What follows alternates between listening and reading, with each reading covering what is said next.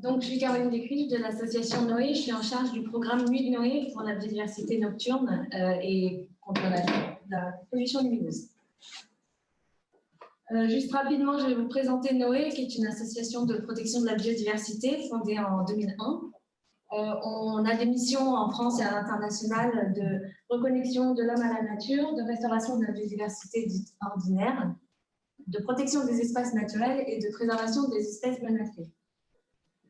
Donc, on a des missions assez différentes sur l'international et le national, je ne vais pas forcément détailler, mais en tout cas, sachez qu'au niveau national, on travaille vraiment sur cet angle biodiversité ordinaire, la nature qui nous entoure, qui disparaît un peu de façon silencieuse, on va dire.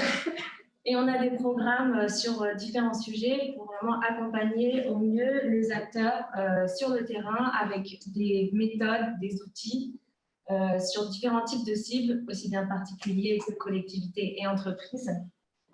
Et on travaille en partenariat avec donc, ces relais, ces acteurs de terrain et le monde scientifique avec qui on travaille étroitement pour avoir des démarches les plus rigoureuses possibles.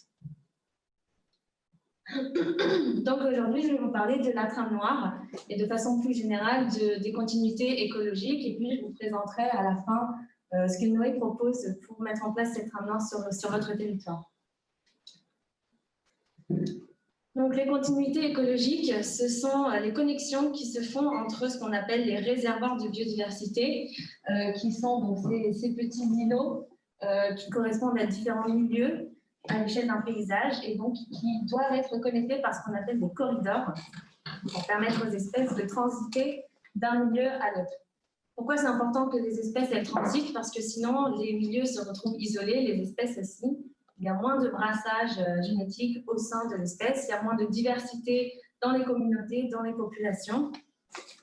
Et donc, c'est extrêmement important pour la biodiversité que ces connexions soient maintenues. Donc, comme nous l'a expliqué Christophe, la lumière elle a un effet vraiment fragmentant. Dans certains cas, elle agit comme une barrière physique. Donc, c'est ce qu'expliquait Christophe sur le côté répulsif. Donc, il y a l'exemple des chauves-souris, dont certaines ne chassent qu'en milieu obscur.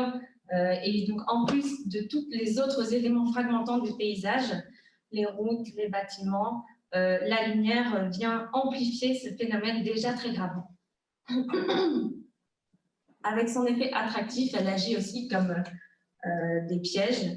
Et là aussi, empêche les espèces de transiter et de se déplacer de façon normale, que ce soit à une échelle très locale ou à une échelle vraiment du paysage, comme c'est le cas pour la migration des oiseaux.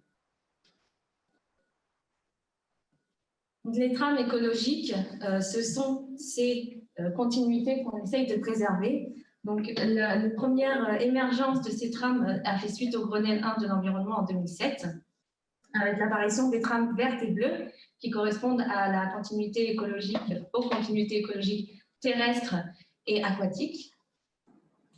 Ce sont en fait des réseaux de milieux connectés qui sont définis par des documents de planification, dont on parlera plus en détail tout à l'heure, mais notamment le SRCE, donc les schémas régionaux de cohérence écologique. Et c'est en fait pas du tout une obligation réglementaire, c'est plus un outil à disposition des différents acteurs, en l'occurrence des collectivités, pour assurer la connexion des milieux et améliorer l'état de conservation de ces milieux, les maintenir en l'état, parfois les restaurer même. Elle est définie, ces trames sont définies en fait par les collectivités en elles-mêmes et donc peuvent être définies par différents critères. Par exemple, on retrouve très souvent les sites Natura 2000, les espaces naturels sensibles, les espaces verts des collectivités. Il n'y a pas vraiment de cadre qui définit exactement ce qui peut faire ou pas partie de la trame écologique. Donc maintenant, je vais rentrer un petit peu plus dans le vif du sujet sur la trame noire. Donc la trame noire, c'est dans le cadre réglementaire apparu plus tardivement que ces trames vertes et bleues. Il y a eu une modification du Code de l'environnement suite à la loi de reconquête de la biodiversité de 2016.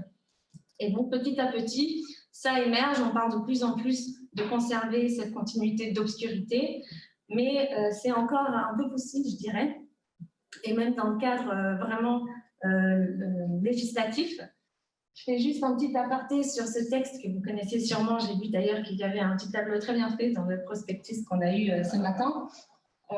Donc cet arrêté de 2018 qui donne des prescriptions supplémentaires sur l'éclairage à appliquer principalement pour les nouvelles installations.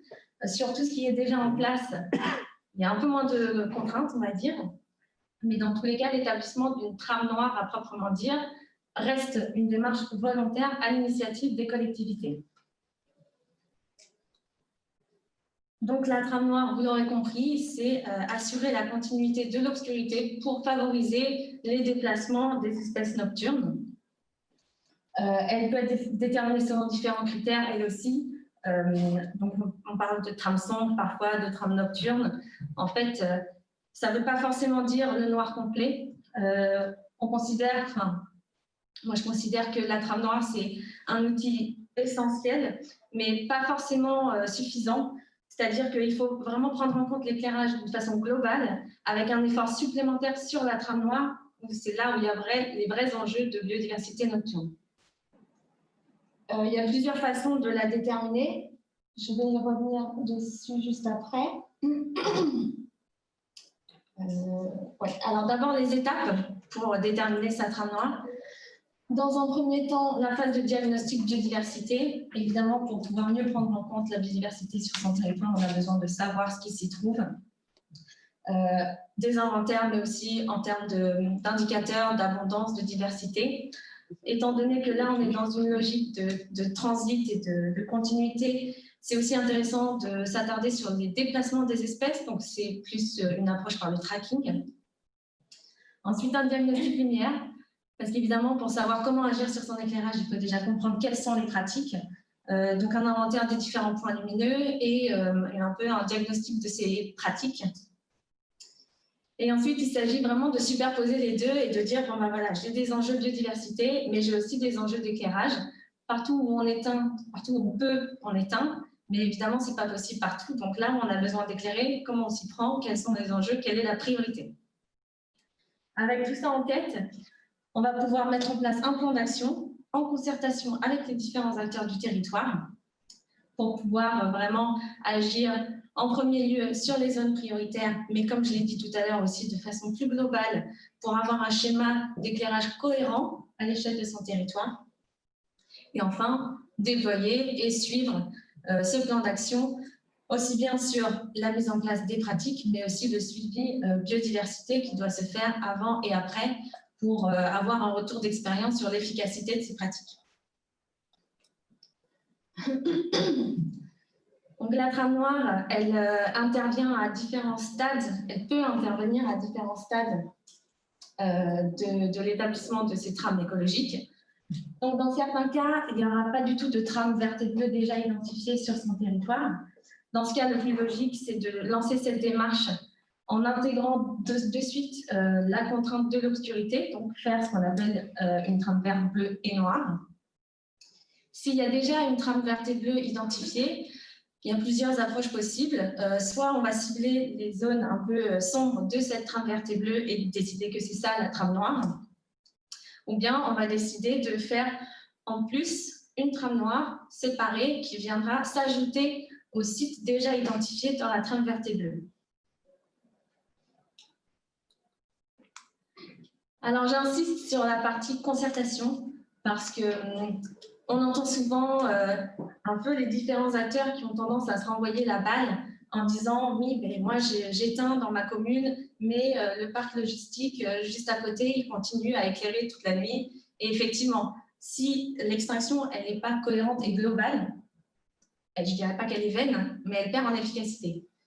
Donc c'est tout l'intérêt de non seulement mobiliser dans un premier lieu ces citoyens qui sont parfois réfractaires, notamment à cause de ce sentiment d'insécurité. Je parle bien de sentiment et pas de réelle insécurité, puisque comme nous l'a expliqué Christophe, il n'y a pas de corrélation établie entre l'obscurité et plus d'incivilité.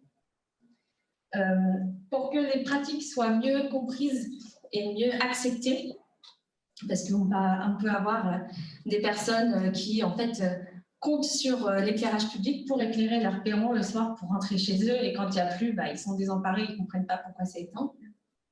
et les sensibiliser sur ces enjeux pour qu'eux aussi veuillent et puissent agir, peut-être dans leur jardin, peut-être ailleurs. Un citoyen, c'est aussi un chef d'entreprise, c'est juste important que tout le monde se saisisse du sujet. Pour les autres acteurs du territoire, et notamment les acteurs économiques, les exemples sont multiples aussi. Les enseignes lumineuses qui restent allumées en centre-ville toute la nuit alors qu'il n'y a plus personne dans les rues. Non seulement c'est interdit, mais en plus c'est vraiment contre-productif si l'extinction est mise en place par la collectivité. Donc pareil, c'est un vrai travail d'accompagnement et de sensibilisation en amont pour expliquer pourquoi on met en place ces bonnes pratiques et quelles sont ces bonnes pratiques. De façon plus large, c'est intéressant de s'entourer d'autres acteurs du secteur, donc les professionnels de l'éclairage qui vont pouvoir vous guider sur les différents matériaux et les pratiques qui se font, ce qui est disponible sur le marché aussi, parce que parfois il y a un petit décalage entre ce qu'on voudrait en termes de matériel et ce qui est vraiment disponible et abordable. Et d'autres types, du coup, moi, nous, associations de protection de la biodiversité, notre créneau, c'est vraiment ça. Mais il y a d'autres types d'associations, comme les associations d'astronomie, qui ont à cœur aussi de préserver la qualité du ciel nocturne et donc de lutter contre la pollution lumineuse.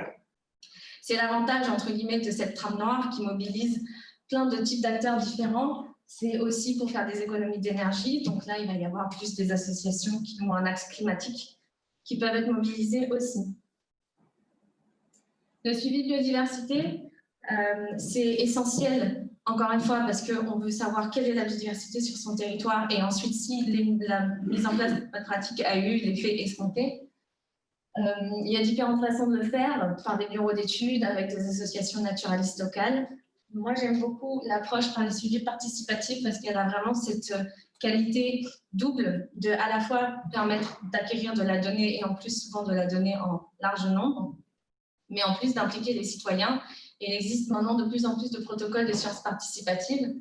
Vigikiro pour les chauves-souris, l'Observatoire des vers luisants, et pour les amphibiens, c'est un dragon dans mon jardin, et qui permettent de vraiment sensibiliser en même temps que de faire ces inventaires. Pour les taxons inventoriés, c'est généralement chauves-souris, amphibiens, c'est assez facile, on va dire, les protocoles sont là, il y a beaucoup de spécialistes. Pour les insectes, c'est encore un peu plus compliqué, c'est en train de se développer, mais par exemple, nous, on travaille chez Noé sur les papillons nuit, et en fait, on se rend compte qu'il y a d'énormes lacunes de connaissances sur ce taxon en particulier, alors que 95% des espèces de papillons en France sont nocturnes. Donc, on essaye de pousser cet axe-là pour que les insectes soient mieux pris en compte dans les inventaires. Je vous mets quelques ressources ici. Je ne sais pas si Alice transmettra le PowerPoint après. La plupart issus de Romain Sordello, donc il n'a pas pu être là aujourd'hui. Et le centre de ressources de la trame verte et bleue, opéré par l'Office français de la biodiversité, qui parle aussi beaucoup de la trame noire. Donc là. Nuit de Noé, donc le programme que je pilote au sein de l'association Noé. On travaille sur ce sujet depuis 2011. À la base, à l'époque, c'était assez précurseur. La réglementation était quasi inexistante sur le sujet et c'était vraiment au bon vouloir des collectivités. Mais déjà, c'était un sujet qui mobilisait beaucoup. On a créé une charte d'engagement que je vais vous décrire juste après, qu'on a revue en 2019 et qu'on est en train de finaliser là avec des fiches techniques qui vont sortir, j'espère, la semaine prochaine, qui détaillent un à un les gestes, suite à l'apparition de l'arrêté de 2018, qui non seulement renforçait le contexte réglementaire, mais en plus mettait vraiment sur le devant de la scène ce sujet et le rendait beaucoup plus présent auprès des collectivités. On sent que la dynamique est vraiment en train de s'accélérer. Il y avait des engagements qui étaient un petit peu plus contraignants, si je dirais. Et en parallèle donc, de tout ce travail d'accompagnement qu'on fait des collectivités, on s'intéresse aussi donc, aux entreprises et aux particuliers pour qui on développe des outils de sensibilisation principalement. Donc cette charte, elle repose sur 10 engagements, comme je l'ai dit. Une première phase qui permet vraiment de définir sa stratégie lumière. Donc avant de tout changer, surtout que c'est très coûteux. Donc si on le fait, on a envie de le faire une fois, on a envie de le faire correctement. On s'assoit, on réfléchit, on fait son diagnostic biodiversité, on fait le point sur ses obligations en termes d'éclairage et ses ambitions, donc ce qu'on est obligé de faire pour respecter la loi et comment on veut faire pour aller plus loin.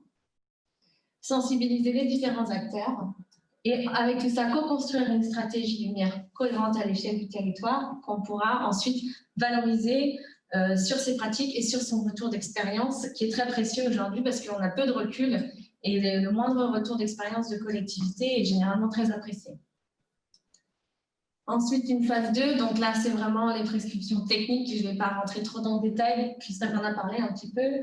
Mais voilà, ce sont des adaptations qui sont parfois faciles à faire, peu coûteuses, sur la temporalité, sur l'orientation des luminaires, les températures de couleur, la puissance.